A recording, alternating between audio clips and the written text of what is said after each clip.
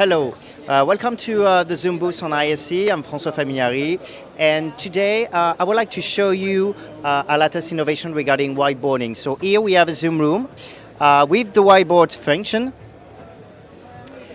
and as you will see, we have a lot of templates already available for doing some brainstorming session or, just working. So let's open one here.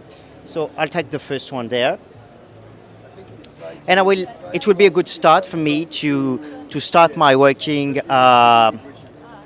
collaboration or experience. You can see that everything is customizable, but what we have just integrated here and that we are showcasing is the integration of AI. Here we have a new icon with the our AI companion logo. And when I use that, I can really use AI to start a new kind of brainstorming session. So for example, let's ask for the benefits of an electric car, for example. So let me type this.